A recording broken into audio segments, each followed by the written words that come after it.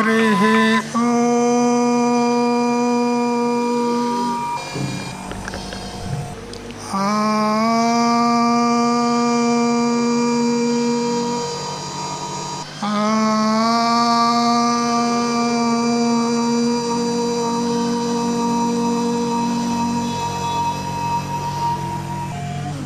कृष्णं कमलपत्राक्षं पुण्यश्रवणकीर्तनं वासुदेवं जगद्योनिं नौमि नारायणं हरिं शङ्करं शङ्कराचार्यं केशवं बादरायणं सूत्रभाष्यकृतौ वन्दे भगवन्तो पुनः पुनः ईश्वरो गुरुरात्मेति मूर्तिभेदविभागिने व्योमवद्व्याप्तदेहाय दक्षिणामूर्तये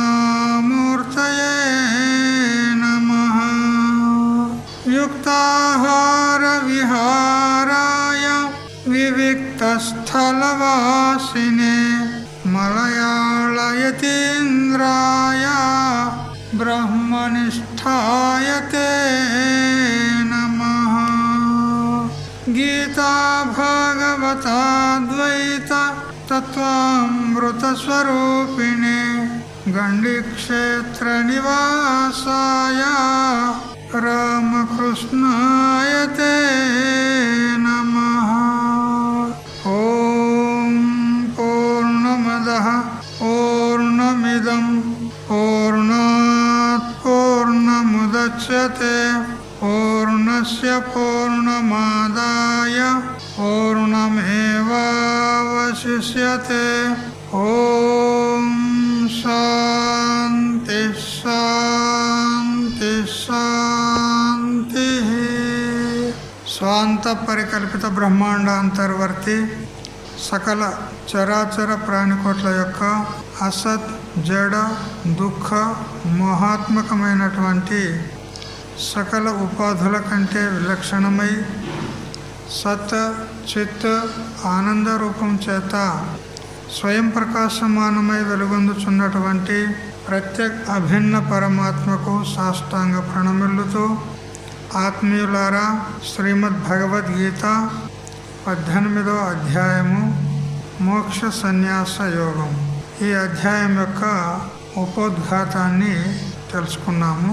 ఇప్పుడు శ్రీ జగద్గురు శంకరాచార్యుల వారి యొక్క భాష్యానుసారంగా ఇప్పుడు అధ్యాయాన్ని ప్రారంభించుకుందాము. సర్వస్యైవ గీతాశాస్త్రస్య అర్థః అస్మిన్ అధ్యాయ ఉపసంహృత్య సర్వః చ వేదార్థః వక్తవ్యః ఇత్యేవమర్థః అయం అధ్యాయః ఆరభ్యతే. ఈ అధ్యాయంలో సంపూర్ణ గీతాశాస్త్రం యొక్క అర్థము అంటే సారాంశము, తాత్పర్యము ఈ అధ్యాయంలో ఉపసంహరింపబడుతుంది. కేవలము గీతాశాస్త్రం యొక్క తాత్పర్యమే కాదు, సకల వేదముల యొక్క తాత్పర్యం కూడా ఈ అధ్యాయంలో చెప్పవలసి ఉన్నది. కాబట్టి ఈ 18వ అధ్యాయము సకల ఉపనిషత్ తాత్పర్యాన్ని చెప్పుటకై ఆరభ్యతే అంటే ఆరంభించబడుతున్నది. సర్వేషు అతీతేషు అధ్యాయేషు ఉక్తః అర్థః అస్మిన్ అధ్యాయే అవగమ్యతే.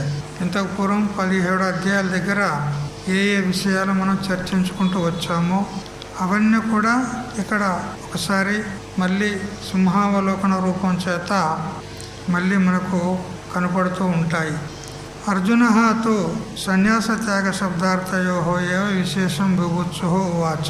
అయితే అర్జునుడైతే ఇక్కడ విశేషంగా సన్యాసం అంటే దేనికంటారు, త్యాగం అంటే దేనికంటారు అని ఇక్కడ తత్వమును యథార్థమును తెలుసుకున్నటకు ఇచ్చగించిన వాడై అర్జునుడు ప్రశ్నిస్తూ ఉన్నాడు. శ్లోకం చదవండి. మొదటి శ్లోకం. సన్యాసస్య మహాబాహో తత్వమిచ్ఛామి వేదితుం త్యాగస్య చ ఋషికేశ పృథక్కేశ నిషూదన. హే మహాబాహో, హే రిషికేశ, హే కేశి నిశోధన అని 3 శబ్దాల చేత అర్జునుడు శ్రీకృష్ణ పరమాత్మను సంబోధించాడు. ఇక్కడ ఇంత దగ్గర శ్రీకృష్ణుడు అర్జునుడిని మహాబాహు అని సంబోధిస్తూ వచ్చాడు. కానీ ఇక్కడ అర్జునుడే కృష్ణుడిని మహాబాహు అని సంబోధించాడు. దాని తాత్పర్యం ఏమిటంటే అన్ని వైపుల నుంచి నన్ను రక్షించగల సమర్థుడవు అని చెప్పే తాత్పర్యం ఉంది. కర్మ దృష్టికోణంతోనైనా జ్ఞాన దృష్టికోణంతోనైనా నన్ను ఈ మోహము మరియు శోకం నుంచి తప్పించి నన్ను ఉద్ధరించేటువంటి సమర్థుడవు అని చెప్పే తాత్పర్యం ఉంది. ఇక రిషికేశ అంటే సకల ఇంద్రియాలను నియమనం చేసేటువంటి వాడు రిషికేశుడు. రిషికములు అంటే ఇంద్రియాలు, ఇంద్రియాలంటే పంచ జ్ఞానేంద్రియాలు, పంచకర్మేంద్రియాలు, ఉపలక్షణంగా మనస్సు, బుద్ధి. ఇవన్నీ కూడా ఎవరి చేత నియమింపబడతాయో, ఎవరి చేత శాసింపబడతాయో అతడు ఋషికేశుడు. ఎవరు? కృష్ణుడు. మరియు కేశి నిశోధన, గుర్రము యొక్క రూపంలో వచ్చినటువంటి అసురుడు రాక్షసుని నాశనం చేసినటువంటి వాడు. కేశి అనేటువంటి రాక్షసుని నాశనం చేసినటువంటి వాడు కాబట్టి కేశి నిశోధనుడు శ్రీకృష్ణ పరమాత్మ. ఈ 3 శబ్దాలతో సంబోధిస్తూ అర్జునుడు అడుగుతున్నాడు, సన్యాసం యొక్క, త్యాగం యొక్క తత్వం అంటే యథార్థ తత్వం ఏదైతే ఉందో, వస్తుస్థితి ఏదైతే ఉందో దాన్ని వేదితుం ఇచ్చామి, తెలుసుకొనుటకు నేను ఇచ్చగించుచున్నాను, కోరుచున్నాను అన్నాడు. అంటే సన్యాస శబ్దానికి వాస్తవిక అర్థం ఏమిటి, త్యాగం అనే శబ్దానికి వాస్తవిక అర్థం ఏమిటి, అది వినదలుచుకున్నటువంటి వాడై అర్జునుడు ప్రశ్నించాడు శ్రీకృష్ణ పరమాత్మ. సన్యాస శబ్దార్థస్య ఇత్యేతత్ హే మహాబాహో తత్వం తస్య భావః తత్వం యాతాత్మ్యం ఇత్యేతత్. సన్యాసం యొక్క యథార్థమైనటువంటి అర్థం ఏమిటి? ఎందుకంటే ఇంతకు పూర్వమే అనేక అధ్యాయాల్లో సన్యాసం గురించి, త్యాగం గురించి అర్జునుడు అడుగుతూ వచ్చాడు, మరి పరమాత్మ సంవాదన చెప్తూ వచ్చాడు. కానీ ఇంకా అర్జునునికి నిశ్చయముగా ఇంకా అతనికి అవగతం కాలే. అందుకని ఇప్పుడు వాస్తవంగా ఈ సన్యాస శబ్దానికి, త్యాగ శబ్దానికి యథార్థ అర్థం ఏమిటి కొంచెం నిశ్చయం చేసి చెప్పండి. వేదితం అంటే జ్ఞాతం, తెలుసుకోవాలనేటువంటి నాకు కోరిక ఉంది. త్యాగస్య చ త్యాగ శబ్దార్థస్య ఇత్యేతత్. సన్యాస శబ్దము, త్యాగ శబ్దము, ఈ రెండిటి యొక్క యథార్థమైనటువంటి అర్థం ఏదో తెలుసుకొని కోరుచున్నాను. అందుకని హే రిషికేశ, పృథక్ ఇతరేతర విభాగత అంటే ఒక్కొక్క దాన్ని భిన్న భిన్నంగా చేసి, వేరువేరుగా చేసి చెప్పండి. ఎందుకు అడుగుతున్నాడు ఇట్లా అంటే, సన్యాసమన్నా త్యాగమన్నా సామాన్యత ఒకే అర్థం.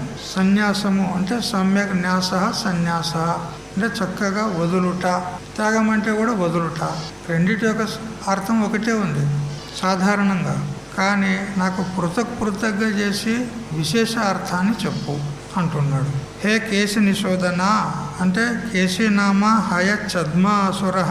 కేశి అనే పేరు కలిగినటువంటి గుర్రము వేషంలో వచ్చినటువంటి అసురుడుని తమ్ నిషూదితవాన్ భగవాన్ వాసుదేవ. అటువంటి ఆ కేశి అనబడు రాక్షసుని నాశనం చేసినటువంటి, చంపినటువంటి హే భగవాన్, హే వాసుదేవా, తేన నామ్న సంబోధ్యతే అర్జునేన అని ఈ విధంగా సంబోధిస్తూ ప్రశ్నించున్నాడు. శ్లోకం యొక్క ముఖ్య తాత్పర్యం ఇంతే. సన్యాస శబ్దానికి, త్యాగ శబ్దానికి విడివిడిగా ముఖ్యమైనటువంటి అర్థం ఏమిటో చెప్పండి.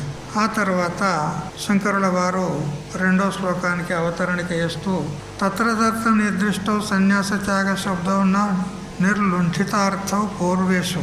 పూర్వాధ్యాయాల్లో అక్కడక్కడ చెప్తూనే వచ్చాడు భగవంతుడు. సన్యాస శబ్దానికి అర్థం ఏమిటి, త్యాగ శబ్దానికి అర్థం ఏమిటి చెప్తూ వచ్చాడు. కానీ వాటి అర్థాలు సుస్పష్టంగా చెప్పబడలేదు, మరి అర్జునుడి ద్వారా ఇంకా నిర్ణయం కాలేదు. ఇది సన్యాసం అంటారు, దీనికి త్యాగం అంటారనే నిర్ణయం అర్జునుల్లో కలగలేదు. అందుకని అతః అర్జునాయ పృష్ఠవచే తన్నిర్ణయాయ. అందుకని ఇప్పుడు అర్జునుడు అడిగినటువంటి ప్రశ్నకు సమాధానం చెప్పడానికి భగవంతుడు ఉపక్రమించాడు. 2వ శ్లోకం చదవండి. శ్రీ భగవానువాచ కామ్యానాం కర్మణాం న్యాసం సన్యాసం కవయో విదుః సర్వకర్మఫలత్యాగం ప్రాహుస్త్యాగం విచక్షణాః. కామ్యానాం కర్మణాం, కామ్యములైనటువంటి కర్మల యొక్క న్యాసం అంటే విడుచుట ఏదైతే ఉందో దానికి సన్యాసం అని కవయః వదంతి, కవులు అంటున్నారు. కవులు అంటే మామూలుగా పద్య రచన చేసేవారికి కవులు అంటారు. ఇక్కడ కవి శబ్దానికి అది అర్థం కాదు. కవయో క్రాంతదర్శి, క్రాంతదర్శి అయినటువంటి వానికి కవి అంటారు. అంటే ఈ సంసారం యొక్క అంతమును చూసినటువంటి వాడు కవి. ఈ సంసారం యొక్క అంతం ఏమున్నది చెప్పండి? ఇది ఎక్కడ సమాప్తమవుతుంది? దీనికి అవధి ఏది చెప్పండి? ఈ సంసారాన్ని, ఈ ప్రపంచాన్ని అంతటిని కూడా విచారణ చేసి ముముక్షువైనటువంటి వాడు ఇది ఎల్లప్పుడూ ఉండేది కాదు, దృష్ట నష్ట స్వభావం కలది, గారడీ వాడు చూపెట్టేటువంటి వస్తువుల వలె లేదా స్వాప్నిక పదార్థాల వలె ఇది మిథ్యా ఉన్నది, మరియు దుఃఖ మిశ్రితం ఉన్నది, అనిత్యం ఉన్నది అని ఎప్పుడైతే విచారం చేస్తాడో అప్పుడు ఈ సంసారాన్ని అంతటిని కూడా బాధ చేస్తాడు. ఇది మిథ్యా ఉన్నదని నిశ్చయం చేస్తాడు. ఏది మిథ్యా వస్తువు ఉంటుందో దానికి ఒక అధిష్టానము, దానికి ఒక అవధి అనేది ఉంటుంది. ఏ విధంగా భూతలే ఘటో నాస్తి, ఇక్కడ ఘటము లేదు అన్నాను అనుకోండి, కేవలం ఘటము లేదు అని ఇంతే శబ్దాన్ని ప్రయోగం చేస్తే అక్కడ ఆకాంక్ష మిగులుతుంది. ఘటము లేదు, కుండ లేదు అని ఇంతే నేను అన్నాను అనుకో, అప్పుడు మీరు ప్రశ్నించేటువంటి అవకాశం ఉంది. ఏమని ప్రశ్నిస్తారు? ఎక్కడ లేదు, అంతే కదా. కుండ లేదంటే ఎక్కడ లేదు అంటే దానికి ఒక ఆధారం యొక్క అపేక్ష ఉంటుంది, అధిష్టానం యొక్క అపేక్ష ఉంటుంది. అట్లా ఈ ప్రపంచాన్ని అంతటిని కూడా ముముక్షువైనటువంటి వాడు బాగా పరీక్ష చేసి ఇదంతా కూడా మిథ్యా అని తెలుసుకున్నాడు. ఏది మిథ్యా వస్తువు ఉంటుందో దానికి కూడా ఒక అధిష్టానం ఉండి తీరాలి. నిరధిష్టాన విభ్రాంతే వాప్య సిద్ధిత అని అంటూ వేదాంత పంచదశలో శ్రీ విద్యారణ్య గురుదేవులు చెప్తారు.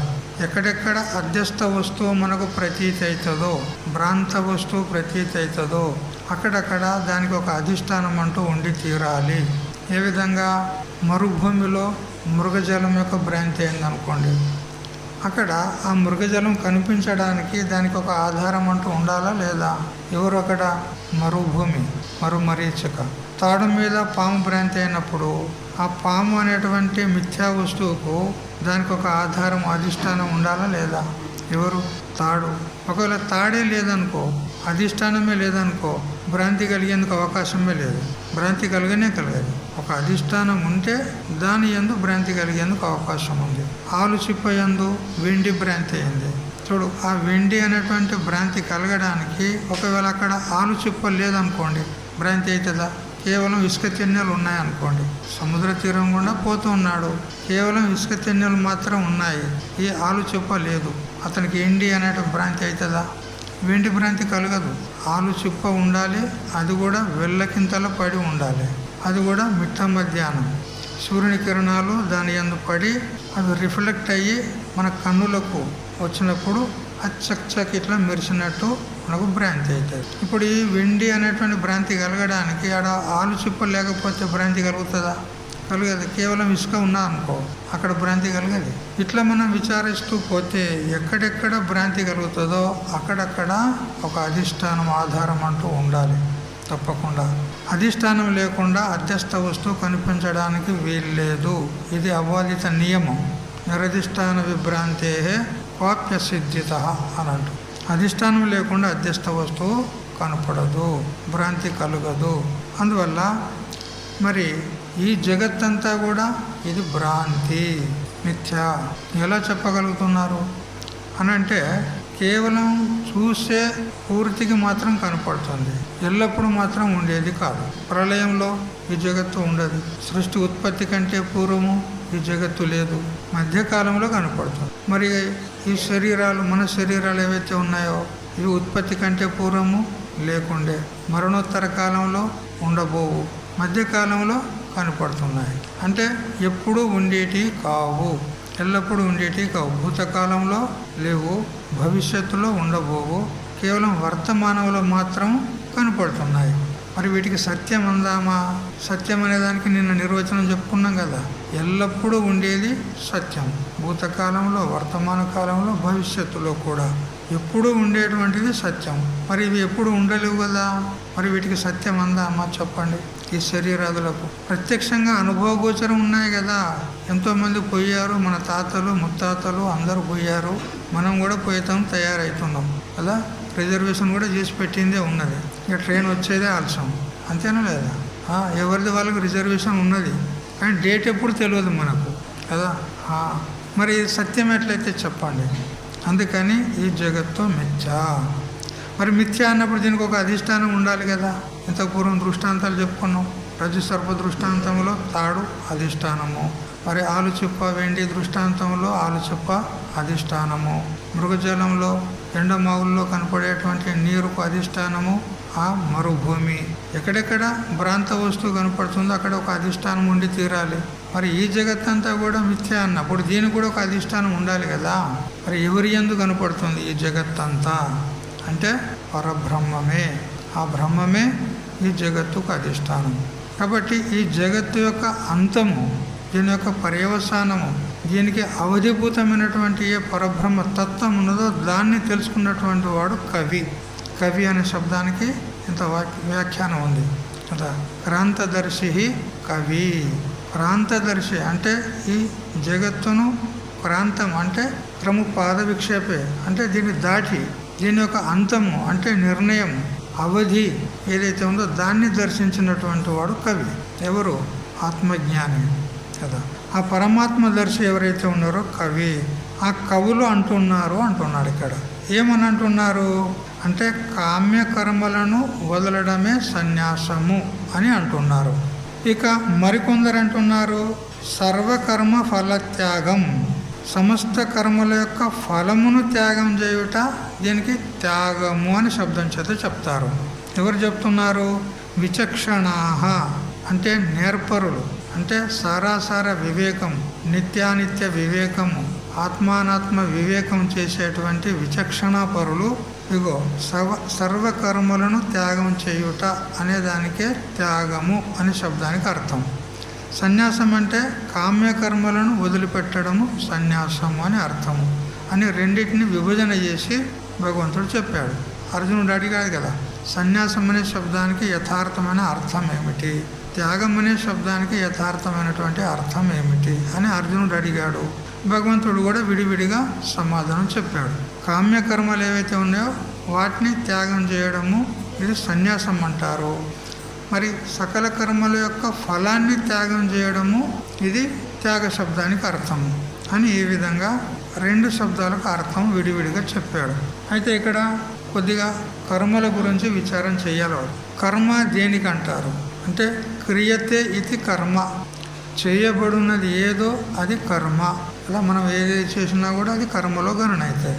అయితే ఇక్కడ శాస్త్రంలో కర్మ శబ్దానికి మన వ్యావహారిక కర్మలు అర్థం కాదు. శాస్త్రంలో ఎక్కడ కూడా కర్మ శబ్దం వచ్చిందంటే వ్యావహారిక కర్మల గురించి, అంటే మనం రోజు లేవడము, స్నానం చేయడము, మన నిత్య ఏవైతే పనులు ఉన్నాయో చేసుకోవడము, భోజనాలు చేయడము, ఇంకా ఏవే పనులు ఉంటాయి ఇవి కర్మలు కాదు మనకు, అవి వ్యావహారిక కర్మలు ఉంటాయి. అవి కానీ ఇక్కడ కర్మ శబ్దానికి శాస్త్ర విహితమైనటువంటి కర్మలు, అంటే ఆయా వర్ణాశ్రమాల వారికి బ్రాహ్మణ, క్షత్రియ, వైశ్య, శూద్ర అనేటువంటి వర్ణాలు మరియు బ్రహ్మచర్య, గృహస్థ, వానప్రస్థ, సన్యాసం అనేటువంటి 4 ఆశ్రమాలు. ఈ వర్ణాశ్రమాల వరకు శాస్త్రము విధానం చేసినటువంటి ఏవైతే ఉన్నాయో అవి కర్మలు అనే శబ్దం చేత తెలుసుకోవాలి. అందులో 4 ప్రకారాలుగా ఉంటాయి ఆ కర్మలు. ఒకటి కామ్యకర్మ, ఒకటి నిత్యకర్మ, మరొకటి నైమిత్తిక కర్మ, 4వది ప్రాయశ్చిత్త కర్మ. ఈ విధంగా 4 ప్రకారాల కర్మలు ఉంటాయి.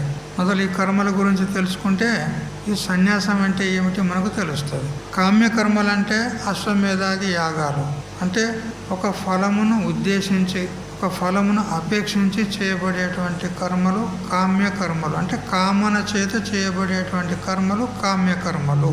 అశ్వమేధ యాగం కావచ్చు, లేదా దర్శ పూర్ణమాస యాగం కావచ్చు, లేదా సోమయాగం కావచ్చు. ఏ కర్మ అయినా సరే కామనతో చేస్తే అది కామ్యకర్మ అనబడుతుంది. ఇక నిత్య కర్మలు అగ్నిహోత్రం జుహ్యాత్, అహరహ సంధ్యాముపాసిత అని ఈ విధంగా నిత్య కర్మలు చెప్పింది ఉన్నది శాస్త్రం. బ్రహ్మచారికి, గృహస్థునికి, మరి వానప్రస్థులకు అగ్నిహోత్ర కర్మలు నిత్యము చేస్తూ ఉండాలి. ఉదయము సాయంత్రం అగ్నిని ఎప్పుడు కూడా చల్లారనియకూడదు కదా. పూర్వకాలంలో కూడా మన ఇళ్లలో మన పూర్వీకులు వరకు పెద్ద శాస్త్రజ్ఞానం ఏమీ లేదు, అయినా కానీ వాళ్ళు ఇంట్లో అగ్నిని ఎప్పుడు కూడా ఆరనిచ్చేవారు కాదు, చల్లారనిచ్చేవారు కాదు. పొయ్యిలో ఉన్నంతసేపు పొయ్యిలో ఉంటుంది, కానీ ఆ వంట వండిన తర్వాత పొయ్యిలో అగ్ని చల్లారిపోతుంది కదా. అయితే చల్లారనీయకుండా వాళ్ళు ఏం చేసేవారు, ఏ విధంగా తొట్టి, ఇప్పుడు మనం పూల మొక్కలు పెట్టుకునేటువంటి తొట్లు ఉంటాయి కదా, అటువంటి కుంపటి అంటారు దాన్ని. అది మట్టితో తయారు చేస్తారు. కులాలు కుమ్మరివాడు మట్టితో తయారు చేసింది ఉంటుంది. అందులో ఈ వడ్ల యొక్క పొట్టు ఊక, ఆ ఊక నింపి అందులో ఆవు పేడతో చేసేటువంటి పిడుకలు ఉంటాయి కదా, పిడుకలు ఎండినవి, అవి అందులో ఒకటి ఆ ఊకలో జొప్పించి మళ్ళీ మీద నుంచి ఊక వేసి ఆ మీద అగ్గి వేసేవారు. అగ్గి వేస్తే ఆ ఊక మెల్లమెల్లగా కాలుతూ కాలుతూ కాలుతూ ఆ పిడుక కూడా అంటుకొని అది అలాగా ఉండేదన్నమాట. అగ్ని చల్లారేది కాదు. మళ్ళీ వాళ్ళకి కావలసినప్పుడు అందులో నుంచి తీసుకునేవారు అగ్ని. అంటే ఎప్పుడు కూడా ఇంట్లో అగ్ని చల్లారనిచ్చేవారు కాదు. ఇది శాస్త్రం విధానం చేసింది.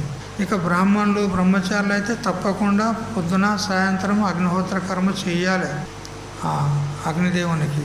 ఇది నిత్య కర్మగా విధానం చేసింది. మరి ఇంతేకాకుండా గృహస్థులకు పంచకర్మలు కూడా చెప్పినవి ఉన్నాయి. దైవ యజ్ఞము, ఋషి యజ్ఞము, మరి పితృయజ్ఞము, భూత యజ్ఞము, అతిథి యజ్ఞము, ఈ పంచ యజ్ఞాలు గృహస్థులకు నిత్యం చేస్తూ ఉండాలని చెప్తున్నది. ఇవి నిత్య కర్మలు అనబడతాయి. ఇక నైమిత్తిక కర్మలు అంటే ఏదైనా ఒక నిమిత్తాన్ని తీసుకొని చేసేటువంటి కర్మ, అది నైమిత్తిక కర్మ. శ్రాద్ధ లేదా ఇంకా కొన్ని వేరే పుణ్య పర్వదినాల్లో చేసేటువంటి కొన్ని విశేష కర్మలు ఉంటాయి, నిమిత్తాన్ని తీసుకొని చేసేటువంటి. అట్లే గృహస్థులైతే ఒక అబ్బాయి పుట్టాడు అనుకో, వానికి కేశఖండనం చేస్తారు, మరి యజ్ఞోపవీత కర్మ చేస్తారు. ఈ విధమైన కొన్ని నిమిత్తాలు తీసుకొని చేసేటువంటి కర్మలు, ఇవి నైమిత్తిక కర్మలు అంటారు. ఇక ప్రాయశ్చిత్త కర్మలు అంటే చేసిన పాపాన్ని పోగొట్టుకోవడానికి చేసేవాటి కర్మలు, పాప ప్రక్షాళనం కోసము చేసేటువంటి కర్మలు అన్నమాట. ఏ విధంగా శ్రీరామచంద్రుడు బ్రాహ్మణుని చంపినటువంటి పాపానికి ప్రాయశ్చిత్తంగా అశ్వమేధ యాగం చేసినాడు. బ్రాహ్మణుడు ఎవరు? రావణాసురుడు బ్రాహ్మణుడు. ఆ బ్రాహ్మణుడు వాడు దుర్మార్గుడైతే కావచ్చు, కానీ వాడిని చంపినది దోషం తప్పకుండా కలుగుతుంది, బ్రహ్మహత్య దోషం పడుతుంది. అందుకని ప్రాయశ్చిత్త కర్మ చేసుకోవాలి అని వశిష్ఠ మహర్షి సలహా మేరకు అశ్వమేధ యాగం చేసినాడు. అట్లా అయితే ఈ ప్రాయశ్చిత్తంలో కూడా సాధారణ ప్రాయశ్చిత్తము, అసాధారణ ప్రాయశ్చిత్తం అని భేదం చేస్తే 2 రకాలు ఉంటాయి. ఇప్పుడు మనకు తెలిసినటువంటి పాపాలు ఏవైనా జరిగినవి ఉన్నాయనుకోండి ఈ జన్మలో, మనం అంటే ఈ పాపం మేము చేసినాము అనేటువంటి జ్ఞానం మనకు ఉంది, ఫలానా పాపం మేము చేసినాము అనేటువంటి జ్ఞానం మనకు ఉంది. ఇవి విదిత పాపాలు, అంటే తెలియబడినటువంటి పాపాలు. వీటికి విశేష ప్రాయశ్చిత్తం ఉంటుంది. ఏ పాపం చేసినావో దానికి ఫలానా ప్రాయశ్చిత్తం, విశేషంగా దానికి మాత్రమే ఆ ప్రాయశ్చిత్తం చెప్పబడింది ఉంటుంది. ఆ విధంగా విశేష ప్రాయశ్చిత్తం అనేది ఉంటుంది. ఇక కొన్ని పాపాలు ఎలా ఉంటాయంటే మనకు తెలియకుండానే జరిగిపోయాయి కొన్ని పాపాలు, లేదా పూర్వజన్మల్లో చేసామనుకోండి పాపాలు, అవి మనకు ఇప్పుడు గుర్తులేవు. అందుకని మరి అటువంటి పాపాలు కూడా ఉంటే ఏమవుతుంది, మనకు జ్ఞానానికి ప్రతిబంధకాలు అవుతాయి. మరి అవి కూడా నివృత్తి చేసుకుంటేనే మనకు జ్ఞానం కలిగేందుకు అవకాశం ఉంది. మరి వాటి యొక్క నివృత్తి ఎలా అంటే వాటికి ప్రాయశ్చిత్తం చెప్పబడింది సాధారణ ప్రాయశ్చిత్తం. ఎందుకంటే అవి తెలియవు కదా, తెలిస్తే విశేషంగా దానికి సంబంధించిన ప్రాయశ్చిత్త కర్మ చేసుకోవడానికి వస్తుంది. కానీ తెలియదు కదా, ఏ పాపం చేసామో మనం. పూర్వజన్మలోనైతే పాపాలు చేసి ఉంటాం, చెయ్యమని ఇట్లా ఏం గ్యారంటీ లేదు, తప్పకుండా చేసి ఉంటాము. పాపం చేసినామనే పుణ్య పాపం మిశ్రమంతో ఈ జన్మ వచ్చింది. కాబట్టి పాపాలు ఉన్నాయి, కానీ అజ్ఞాత పాపాలు అవి మనకు తెలియవు. కొన్ని ఈ జన్మల్లో కూడా మనకు తెలియక జరిగినటువంటి పాపాలు ఉంటాయి. అచానక్ మనకు చెయ్యాలని చెయ్యం మనం. ఆ పాపం జరిగింది కూడా మనకు తెలియదు. పోతూనే కాళ్ళ కింద ఏమైనా క్రిములు చీమలు వగైరా నలిగి చచ్చాయి అనుకో, అది పాపమే. కానీ అది నీకు తెలిసిందా? తెలియలేదు. చేయాలని చేసినావా? లేదు. ఇట్లాంటి పాపాలు ఉంటాయి. వాటికి కూడా సాధారణ ప్రాయశ్చిత్తం అనేటువంటిది ఉంటుంది. మరి ఆ సాధారణ ప్రాయశ్చిత్తాలు ఏమిటి అనంటే గంగా స్నానము, మరియు విష్ణు సహస్రనామ పారాయణము, లలితా సహస్రనామ పారాయణము, లేదా మహాత్ముల యొక్క పాద పూజ, ఈ మొదలైనటువంటి చేసినట్లయితే ఈ సాధారణ ప్రాయశ్చిత్తానికి నివృత్తి అవుతుంది. ఈ విధంగా 4 కర్మలు ఉన్నాయి. కామ్యకర్మలు, నిత్య కర్మలు, నైమిత్తిక కర్మలు, మరియు ప్రాయశ్చిత్త కర్మలు. మరొక కర్మ కూడా ఉంది. ఏమిటి? నిషిద్ధ కర్మ. శాస్త్రం నిషేధించింది, ఈ కర్మ చేయకూడదు అని నిషేధించింది. నిషేధించిన తర్వాత కూడా అతడు ఒకవేళ చేశాడనుకో, అది పాపంలో గణన అవుతుంది. బ్రాహ్మణో నా హంతవ్య సర్వ మా హింస్యాత్ సర్వభూతాని అని ఈ విధంగా చెప్పింది. అంటే ఏ ప్రాణిని కూడా చంపకూడదు, హింసించకూడదు అని శాస్త్రం చెప్పింది. అది కానీ మరి నిషిద్ధ కర్మలు చేస్తున్నారా లేదా? శాస్త్రం నిషేధం చేసింది ఏ ప్రాణిని చంపకూడదు, కానీ ప్రాణులను చంపుతున్నారా లేదా? కోళ్ళను, గొర్రెలను, మేకలను, ఆవులను, పక్షులను. అకారణ శత్రువులు. అవి వీళ్ళకేం శత్రుత్వం లేదు, వాటికి వీళ్ళకు కేవలం వారి యొక్క బుభుక్ష అంటే తినాలనేటువంటి అపేక్షను తీర్చుకోవడానికి ఇతర ప్రాణులను చంపుతున్నారు. ఇది నిషిద్ధ కర్మలో గణనైతే. అట్లాంటివి చేయకూడదు. మరి బ్రాహ్మణులను వధించకూడదు. బ్రాహ్మణో నా హంతవ్య, బ్రాహ్మణుడు చంపదగిన వాడు కాదు, అతన్ని చంపకూడదు. చంపితే బ్రహ్మహత్యా దోషం. గోవులను చంపకూడదు అని ఈ విధంగా శాస్త్రం విధానం చేసింది. ఇంతేకాదు కలంజం న భక్షయేత్ అని చెప్పింది. కలంజం అంటే బాణానికి విషము పూసి ఆ హరిణమునకు అంటే ఆ జింకను కుట్టినట్లయితే ఆ జింక ఆ బాణం గుచ్చుకొని ఆ విషము శరీరంలో వ్యాపించి ఆ జింక చనిపోతుంది. ఆ జింక మాంసమే కలంజము అంటారు. అది తినకూడదు. ఏ విధంగా చెప్పినా దాన్ని చంపడం అనేది కూడా నిషిద్ధకరమే. దాని మాంసం కలంజం తినకూడదు అనేది కూడా నిషిద్ధకరమే. ఇది చేయకూడదు అని చెప్పింది. గుడ్లు, మరి ఎండు మాంసము, చేపలు ఇవి తినకూడదు అని శాస్త్రం చెప్పింది. ఈ నిషిద్ధ కర్మలు శాస్త్రం విధానం చేసింది, ఇవి చేయకూడదు అయినా కూడా చేస్తున్నారు అంటే అది పాపమే. వాళ్ళు పాపానికి భాగస్థులైపోతారు. ఈ విధంగా నిషిద్ధ కర్మలు కూడా చేయకూడదు. నిషిద్ధ కర్మలు చేయకూడదు అని చెప్పింది, చేయవద్దు ఎవరు కూడా. ఇక వాటి గురించి ప్రశ్న లేదు. మరియు ప్రాయశ్చిత్త కర్మలకు వాటికి విధానం చేసింది, వాటి గురించినటువంటి చర్చ ఇక్కడేం లేదు. మరి ఎక్కడ ఉన్నది చర్చ అంటే కామ్య కర్మలు, నిత్య కర్మలు, నైమిత్య కర్మలు. ఈ మూడిటిపైన విశాలంగా విస్తారంగా చర్చ ఉంది అన్నమాట. ఆ మూడిట్లో కామ్య కర్మను సంపూర్ణంగా వదిలిపెట్టడం అంటే సన్యాసము అనే శబ్దానికి అర్థం అని భగవంతుడు చెప్పాడు ఇక్కడ. అంటే కామన చేత చేయబడేటువంటి కర్మలను సంపూర్ణంగా వదిలిపెట్టాలి. మరియు ఇక నిత్య నైమిత్తిక కర్మలు ఏవైతే ఉన్నాయో అవి చేయదగినవే. అవి కూడా ఫలాభిసంధిరహితముగా, ఫలాపేక్ష లేకుండా నిష్కామంగా చేస్తూ ఉండాలి అని ఈ ప్రకారంగా ఒక రకంగా చెప్పినాడు. ఇక ఏ కర్మ అయినా సరే ఫలాపేక్ష లేకుండా చేయడము ఇది త్యాగము అని శబ్దానికి అర్థము అని చెప్పినాడు. అయితే ఈ మీమాంస అంటే విచారణ, పూజిత విచారణ, దీనికి మీమాంస అంటారు. ఇప్పుడు ఈ సన్యాస శబ్దానికి అర్థం చెప్పింది. మరి త్యాగ శబ్దానికి ఏదైతే అర్థం చెప్పబడిందో ఇది అజ్ఞానులకు చెప్పింది ఉన్నది, ముఖ్య సన్యాసులకు కాదు.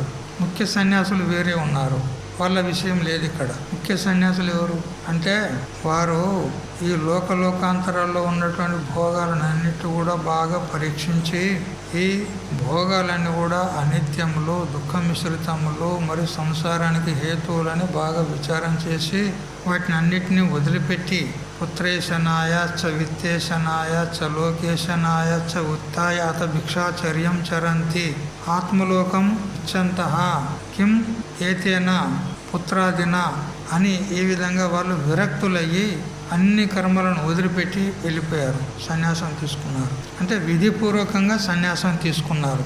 విధిన సర్వకర్మణం సన్యాస, విధిగా ప్రాప్తమైనటువంటి కర్మలను విధిపూర్వకంగానే సన్యాసం చేసినారు. అంటే విరజా హోమం చేసి శాస్త్రోక్త ప్రకారంగా సన్యాసం తీసుకున్నారు. వారి విషయం కాదు ఇక్కడ. అముఖ్య సన్యాసులు ఎవరైతే ఉన్నారో, అజ్ఞానులు ఎవరైతే ఉన్నారో వారి విషయమే ఇక్కడ జరుగుతూ ఉంది. ఎవరైతే ముఖ్య సన్యాసులు ఉన్నారో వాళ్ళ కర్మలన్నీ త్యాగం చేసేసారు, ఇక వాళ్ళ విషయం మనకు అవసరం లేదంటాడు. ఇక్కడ అముఖ్య సన్యాసులు అంటే అజ్ఞాని సన్యాసులు ఎవరైతే ఉన్నారో వారి గురించి చర్చ జరుగుతోంది. అశ్వమేధాది కామ్యకర్మల పరిత్యాగమును సన్యాస శబ్దం యొక్క అర్థములుగా అనగా ఏవి అనుష్ఠించాలని చెప్పబడినవో వాటిని అనుష్ఠించకపోవడముగా కొందరు పండితులు తెలుసుకున్నారు. ఏవైతే అశ్వమేధాది కామ్యకర్మలు ఉన్నాయో అంటే కామ్యములుగా విధానం చేసినవి ఉన్నాయో, అంటే కేవలం అశ్వమేధ యాగమే కాదు, ఎవరెవరికి ఏ ఏ కోరిక ఉంటే ఆ కోరికను అనుసరించి ఆ కర్మ ఒకటి చెప్పింది ఉన్నది. సంతానం కావాలనుకుంటే పుత్రకామేష్టి యజ్ఞము, ధనము కావాలంటే వాయవ్య యజ్ఞము, మరియు ఇంద్రియాలు పటుత్రంగా ఉండాలంటే దధి చేత అంటే పెరుగుతో యజ్ఞం చేస్తారు. దద్నా జుహోతి ఇంద్రియ కామహ, ఇంద్రియాలు పటుస్థితంగా ఉండాలంటే దద్నా జుహోతి అంటే పెరుగుతో యజ్ఞం చేయాలి అని చెప్పుకున్నది. ఇక స్వర్గాదులు కావాలనుకుంటే దర్శ పూర్ణమాసాభ్యాం స్వర్గకామో యజేత, లేదా స్వర్గకామ సోమేన యజేత, సోమయాగం చెయ్యి, దర్శ పూర్ణమాస యాగం చెయ్యి అని ఈ విధంగా ఎవరెవరికి ఏ ఏ కామనలు ఉంటాయో ఆ కామనానుగుణంగా ఆయా కర్మలు విధానం చేయబడ్డాయి. వాటన్నిటికీ కూడా కామ్య కర్మలు అంటారు. కామన చేత చేయబడేటువంటి కర్మలు కాబట్టి కామ్య కర్మలు అంటారు అని పండితులు చెప్తూ ఉన్నారు. ఇక శాస్త్రము విధానం చేసినటువంటి కర్మలను సంపూర్ణంగా చేయకుండా వదలడంకుండా, కర్మలను పూర్తిగా వదలకుండా కర్మలను చేస్తూ ఉండి కూడా వాటి ఫలాలను అపేక్షించకుండా ఉంటే అది త్యాగము అనబడుతుంది. కర్మఫల త్యాగం. కర్మఫలాలను వదిలితే అది త్యాగం అనబడుతుంది. కామ్యకర్మలను చేయకుండా వదిలితే అది సన్యాసం అనబడుతుంది అని భగవంతుడు శ్లోకంలో చెప్పినాడు. సన్యాస త్యాగ శబ్దాలకు అర్థం ఒకటే. వాస్తవంగా సాధారణంగా సన్యాసమన్నా త్యాగమన్నా అర్థం ఒకటే. వదులుట, సన్యాసమన్నా వదులుట అనే అర్థము, త్యాగమన్నా కూడా వదులుట అనే అర్థం ఒకటే. అంతేకాని సన్యాస త్యాగ శబ్దాలు ఘటపట శబ్దాల వలె వేరువేరు జాతులు అనే అర్థం చెప్పే శబ్దాలు కావు. ఈ విధంగా ఘటం అనే శబ్దానికి ఒక కుండ అనే అర్థము, పటం అనే శబ్దానికి వస్త్రం అనే అర్థము. ఆ శబ్దాలకు భిన్న అర్థాలు ఉన్నాయి. కానీ సన్యాస శబ్దానికి త్యాగ శబ్దానికి భిన్న అర్థాలు లేవు. ఒకటే అర్థం ఉంది, త్యాగం, వదులుట, అంతే. అయినా కానీ అర్జునుడు విడివిడిగా చెప్పు అన్నాడు కాబట్టి విడివిడిగా చెప్తూ ఉన్నాడు కించిత్ విశేషం చేసి. ఇక్కడ ఒక ప్రశ్న ఏమిటంటే, పూర్వమీమాంసకులు అంటే కర్మకాండ కర్మిష్ఠులు ఎవరైతే ఉంటారో వారు ఏమంటారంటే కామ్య కర్మలకే ఫలం ఉంటుంది, కామన చేత చేయబడేటువంటి కర్మలకే ఫలం ఉంటుంది, నిత్య నైమిత్తిక కర్మలకు ఫలం ఏమీ లేదంటారు. ఇది పూర్వమీమాంసకుల యొక్క భాష. ఇప్పుడు మనం చెప్పుకున్న ప్రకారంగా నిత్య కర్మలు, అగ్నిహోత్రాది కర్మలు, నైమిత్తిక కర్మలు, శ్రాద్ధాది కర్మలు ఏవైతే ఉన్నాయో ఈ నిత్య నైమిత్తిక కర్మలకు ఫలమేమీ లేదు. కానీ చేయకుంటే దోషం అని చెప్తారు. మళ్ళీ చేయకపోతే ప్రత్యవాయ దోషం అంటారు. విహిత అకరణం ప్రత్యవాయ. శాస్త్రం విధానం చేసినటువంటి కర్మలు చేయకపోతే ప్రత్యవాయం అంటే పాపదోషం వస్తుంది, కానీ చేస్తే ఫలము లేదు. ఇట్లా చెప్తారు పూర్వమీమాంసకులు. కానీ శంకరాచార్యుల వారు ఒప్పుకోరు, వాటికి కూడా ఫలం ఉంది. ముందు భగవంతుడే స్వయంగా ఇదే అధ్యాయంలో చెప్తాడు. అనిష్టమిష్టం మిశ్రంచ అని ముందు చెప్తాడు. అనిష్ట ఫలము, ఇష్ట ఫలము, మిశ్రిత ఫలం ఈ నిత్య నైమిత్తిక కర్మలకు కూడా ఉంటాయి అని భగవంతుడు స్వయంగా చెప్తున్నాడు. అలాంటప్పుడు కర్మలు ఉండవు, కర్మలు చేస్తే ఫలం ఉండదని ఎలా చెప్తున్నారు పూర్వమీమాంసకులు అని శంకరుల వారు వారి మీద ఆక్షేపం చేస్తాడు.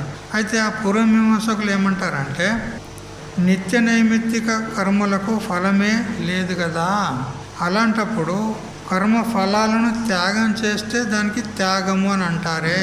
అసలు త్యాగం చేయడానికి ఫలాలు లేవు ఆ నిత్య నైమిత్తిక కర్మలకు, మరి ఫలాలు లేకపోతే త్యాగం చేసేది ఎలా సంభవం? ప్రాప్తస్య ప్రతిషేధో భవతి, ఏది ప్రాప్తం ఉంటుందో దాన్ని నిషేధం చేయడానికి వస్తుంది. ఏదైనా ఒక వస్తువు ఉండింది దాన్ని త్యాగం చేయడానికి వస్తుంది. వస్తువు లేనే లేదు నేను త్యాగం చేసినా అంటే ఏం త్యాగం చేసినావు? అట్లా నిత్య నైమిత్తిక కర్మలకు ఫలాలే లేవని చెప్పినారు ఎవరు? పూర్వమీమాంసకులు. అందువల్ల వాళ్ళు అంటారు వాటికి ఫలాలే లేకపోతే ఫల త్యాగం ఎలా సంభవిస్తుంది చెప్పండి అని ఈ విధంగా ప్రశ్నకర్త ప్రశ్న చేస్తాడు. అప్పుడు శంకరుల వారు వారికి సమాధానం చెప్తున్నాడు. నైష దోష, ఈ దోషమేమీ లేదు అంటాడు. నిత్య కర్మలకు కూడా ఫలం ఉంటుంది అని భగవంతుడు అంగీకరిస్తున్నాడు. నిత్య కర్మలకు నైమిత్తిక కర్మలకు కూడా ఫలం ఉంది. అనిష్టమిష్టం మిశ్రంచ అని అంటూ ముందు చెప్పబోతాడు. నతు సన్యాసినం ఏవ, సన్యాసులకు ఏ విధమైనటువంటి కర్మ విధానము లేదు, మరి ఆ కర్మ ఫలాన్ని త్యాగం చేయాల్సింది కూడా ఉండదు. ఎవరు? ముఖ్య సన్యాసులు.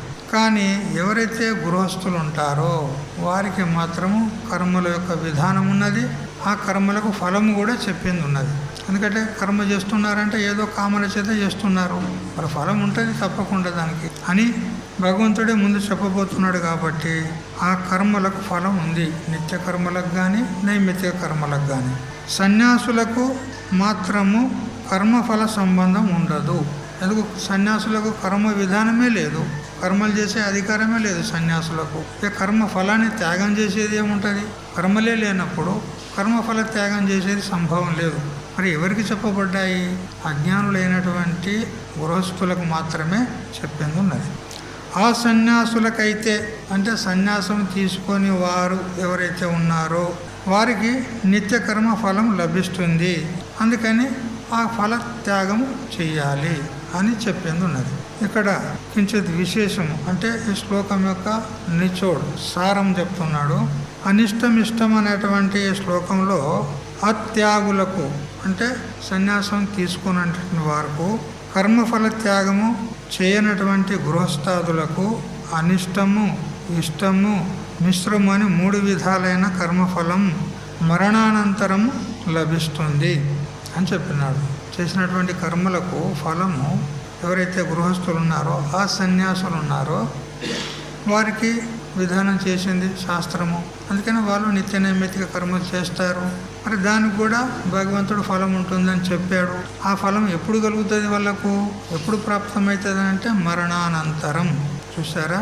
అంటే మరు జన్మలో ఫలాలు ఇస్తాయి. ఇక సన్యాసులకు మాత్రము ఎక్కడ కూడా ఫలం లభించదు. సన్యాసులకు ఈ జన్మ యందు కానీ మరు జన్మ యందు కానీ ఫలం అనేది లేదు. ఎందుకంటే సన్యాసులు అనేవారు కూడా విద్వత్ సన్యాసులు ఉంటారు, వివిధిష సన్యాసులు ఉంటారు. విద్వత్ సన్యాసులు అంటే విద్వానులు అయ్యి జ్ఞానాన్ని పొంది ఆత్మానుభూతిని పొంది కించిత్ గృహస్థాశ్రమంలో కానీ ఇతరాశ్రమాల్లో ఉంటే విక్షేపం ఉంటుంది కదా అని చెప్పి వాళ్ళు విలక్షణానందం కోసం సన్యాసం తీసుకుంటారు. ఏకాంతంగా ఉండొచ్చు, ధ్యానం చేసుకుంటా విలక్షణానందాన్ని అనుభవించవచ్చు అని జ్ఞానోత్తర కాలంలో జ్ఞానం కలిగిన తర్వాత తీసుకునబడేటువంటి సన్యాసము విద్వత్ సన్యాసము అనబడుతుంది. ఇక వారికైతే మళ్ళీ జన్మ అంటూ లేదు ఇక, ఎందుకంటే వాళ్ళ జ్ఞానం కలిగింది కాబట్టి. ఇక ఎవరైతే వివిధిష సన్యాసులు ఉంటారో అంటే వేదిత్వం ఇచ్చ వివిధిష, తెలుసుకోవాలనేటువంటి ఇచ్చ వివిధిష అంటారు. ఏం తెలుసుకోవాలి? ఆత్మతత్వాన్ని తెలుసుకోవాలి, పరబ్రహ్మతత్వాన్ని తెలుసుకోవాలి అనేటువంటి ఇచ్చ చేత తీసుకోబడేటువంటి సన్యాసానికి వివిధిష సన్యాసం అంటారు. అయితే సన్యాసం అయితే తీసుకున్నారు, సాధన కూడా చేస్తూ ఉన్నారు. కానీ కదాచిత్ కించిత్ ప్రతిబంధకాలు కనుక అడ్డు నిలిస్తే ఈ జన్మలో ఒకవేళ అతనికి జ్ఞానం కలగకపోతే మరో జన్మ ప్రాప్తం అవుతుంది. ఎందుకంటే అజ్ఞాని, జ్ఞానం కలగలే, మరో జన్మ ప్రాప్తం అవుతుంది. అయితే అప్పుడు అతనికి మరుజన్మలో ఈ నిత్య నైమిత్తిక కర్మల యొక్క ఫలము అతనికి లభించదు. ఎందుకు? అతడు మొదలే త్యాగం చేశాడు అన్నిటినీ, కర్మల విధానమే లేదు, ఆ కర్మ ఫలాలు అతడు పొందే అవకాశమే లేదు. అందుకని ఎవరైతే ఆ సన్యాసులు ఉన్నారో వారికి మాత్రమే మరణానంతరము ఆ ఫలాలు లభిస్తాయి అని చెప్పడం జరిగింది. తర్వాత ఇప్పుడు 3వ శ్లోకాన్ని చదవండి.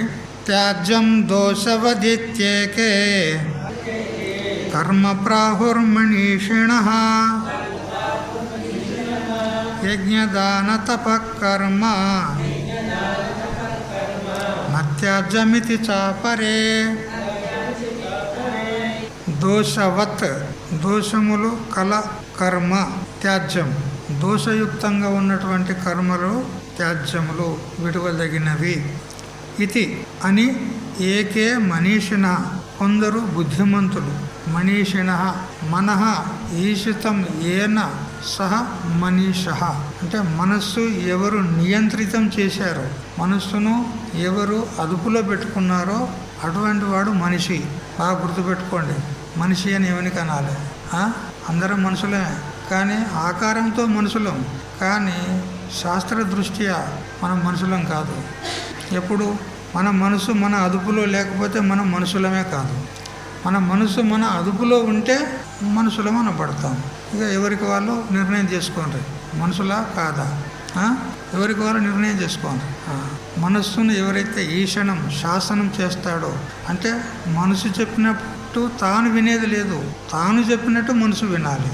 అటువంటి వాడు మనస్సును శాసనం చేసేవాడు, మనస్సును నియమనం చేసేవాడు, అతడు మనిషి అనబడతాడు. ఒకవేళ మనసు చెప్పినట్టే తాను విన్నాడు అనుకో, వాడు మనిషి కాదు, పశువు. ఎందుకు? పశువు అలా చేస్తుంది, దాని ఇచ్చ వచ్చినట్లు ప్రవర్తిస్తుంది. మనసు ఎట్లా చెప్తే అట్లా ప్రవర్తిస్తుంది. పశువులే చేస్తాయి అట్లా. మరి మనసును తన అదుపులో పెట్టుకోకపోతే మరి పశువులాగా అయిపోతాడు. మనిషి అయితే మాత్రం ఏం లాభం? ఆకారంలో మనిషి ఉంటే ఉండొచ్చు, కానీ మనసు చెప్పినట్టు తాను విన్నాడు అంటే వాడు మనిషి కాదు అని గుర్తుపెట్టుకోండి. మరి మనం మనుషులము అవి పుట్టాం కాబట్టి మరి మనుషులముగానే ఉండాలి అనుకుంటే మనస్సును అదుపులో పెట్టుకోవాలి, మనసును శాసనం చేయాలి, మనం చెప్పినట్టు వినాలి మనసు, అంతే. ఇది చెయ్యాలంటే చెయ్యాలి, వద్దంటే వద్దు, అంతే. మనం చెప్పినట్టు వినాలి, అది చెప్పినట్టు మనం వినొద్దు. ఈ విధంగా దోషములు కలిగినటువంటి కర్మలను త్యాగం చేయుట అనేది కొందరు బుద్ధిమంతులు చెప్తూ ఉన్నారు, అవి విడువదగినవి అని చెప్తున్నారు. ఇక కొన్ని కర్మలు ఉన్నాయి, అవి తప్పకుండా చెయ్యాలి అంటాడు. ఇంతకు పూర్వాధ్యాయంలో చెప్పుకుంటూ వచ్చినాం, యజ్ఞము, దానము, తపస్సు మొదలైన కర్మలు, అవి మాత్రం వదలకూడదు అంటాడు. యజ్ఞదాన తపకర్మ, యజ్ఞము, దానము, తపోరూపమైనటువంటి కర్మలు నత్యాజ్యం, అవి విడువదగినవి కాదు. ఇది ఈ విధంగా కూడా కొందరు అపరే అంటే వేరే కొందరు చెప్తూ ఉన్నారు. కొందరేమో దోషయుక్తమైనటువంటి కర్మలు త్యాగం చేయాలంటున్నారు, కొందరేమో యజ్ఞదాన తపాదులను త్యాగం చేయకూడదు అని అంటున్నారు. ఇది శ్లోకార్థం. దోషము గలది ఏదైతే ఉందో దాన్ని విడవదగింది. అట్లా వాస్తవంగా ఈ యజ్ఞకర్మలు ఏవైతే ఉన్నాయో ఇవి దోషపూరితములే ఉంటాయి. భలే అవి శాస్త్ర విహితములే కావచ్చు, శాస్త్రం ద్వారానే విధానం చేసినవి ఉన్నాయి. ఈ ఫలానా వాళ్ళ బ్రహ్మచారి ఈ కర్మ చేయాలి, గృహస్థుడు ఈ కర్మ చేయాలి, వానప్రస్థుడు ఈ కర్మ చేయాలి అని 3 ఆశ్రమాల వారికి చెప్పినవి ఉన్నాయి. కానీ అవి దోషపూరితములే. ఎందుకు చెప్పండి? యజ్ఞం చేస్తున్నప్పుడు సరే ఇది శాస్త్రోక్త కర్మ ఉన్నది అని చేస్తూ ఉన్నాం, శాస్త్రం విధానం చేసింది అని. కానీ చేస్తున్నప్పుడు పుణ్యం చేయకపోతే పాపం ఎదురైనట్టు పాపం కూడా గడిస్తుంది ఆ పుణ్యకర్మలో. ఏ విధంగా అంటే ఆ హవిర్ ద్రవ్యాలు వేస్తూ ఉంటాం మనం కదా, జొన్నలు, గోధుమలు, వడ్లు వగైరా అవన్నీ వేస్తూ ఉంటాం. వేస్తూ ఉన్నప్పుడు వాటిలో సన్నగా రంధ్రం చేసుకుని అందులో పురుగులు ఉంటాయా లేదా? పురుగులు ఉంటాయి ధాన్యంలో. మరి ఆ పురుగులను మనం చూడకుండానే అందులో వేస్తున్నాం కదా, అలా ఉన్నది లేని మనకేమరక, అలా పురుగు ఉంటుంది ఒక్కో దానిలో, మనకు తెలియకుండానే అందులో వేస్తున్నాం. నువ్వు తెలిసి చేస్తే ఏంది, తెలియకుండా చేస్తే ఏంది, పాపం జరుగుతుందా లేదా, అక్కడ హింస జరుగుతుందా లేదా, ఆ పురుగును చంపుతున్నావా లేదా నువ్వు అగ్నిలో వేసి. ఇప్పుడు పుణ్యకర్మనే కదా, పాపం కూడా చేస్తున్నావు నువ్వు అక్కడ. పుణ్యకర్మ చేస్తున్నావు కానీ పాపం కూడా చేస్తున్నావు అక్కడ. సమిధలు వేస్తున్నాం మనం, కట్టెలు వేస్తున్నప్పుడు ఆ కట్టెల్లో కూడా పురుగులు ఉంటాయి కదా, లోన రంధ్రం చేసుకొని వాటిని తీసేసి చేస్తున్నావా నువ్వు? వేస్తేనే ఉంటివి అయిపోయాయి. ఇప్పుడు ఏమైంది? పాపం జరుగుతుందా లేదా? జరుగుతుంది. అందుకని యజ్ఞకర్మలు ఏవైతే ఉన్నాయో అవి పాప మిశ్రితములు, దోష మిశ్రితములు ఉన్నాయి.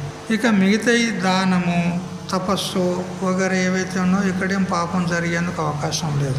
అది కూడా శ్రద్ధాయుక్తంగా చేస్తే, శ్రద్ధ లేకుండా అశ్రద్ధతోని చేస్తే అది తామస రాజస దానాల్లో వస్తుంది. తపస్సు కూడా అంతే. కాబట్టి దోషయుక్తమైనటువంటి కర్మలు ఏవైతే ఉన్నాయో అవి బంధానికి కారణాలు. ఎందుకంటే అవి ఒకవేళ పుణ్యం జరిగినా బంధానికి కారణమే, పాపం జరిగినా బంధానికి కారణమే. ఎందుకు? పుణ్యం గడించిందనుకో, ఆ పుణ్యం చేత ఉత్తమ లోకాలు ప్రాప్తమవుతాయి. ఆ ఉత్తమ లోకాల్లో నీ పుణ్యం యొక్క ఫలాన్ని, సుఖాన్ని అనుభవిస్తావు, భోగాలు అనుభవిస్తావు. పుణ్యం ఉడిచిన తర్వాత మళ్ళీ మనుష్య జన్మకు వస్తావు. జన్మ కారణమైందా లేదా? మళ్ళీ జన్మకు వస్తున్నావా లేదా? క్షీణే పుణ్యే మర్త్యలోకం విశంతి. పుణ్యం క్షీణించగానే మళ్ళీ మర్త్యలోకానికి రావాల్సిందే. జన్మ తప్పిందా? జన్మ కారణమైనయా లేదా పుణ్యం కూడా? పాపం అయితే ఇంక చెప్పకు, నీచ యోనువులోకి పోవాల్సి వస్తుంది. కాబట్టి కర్మ ఎప్పుడు కూడా బంధానికే కారణము. అందుకే సన్యాసోపనిషత్తు చెప్పింది, కర్మణ బధ్యతే జంతువు విద్యయాచ విముచ్యతే.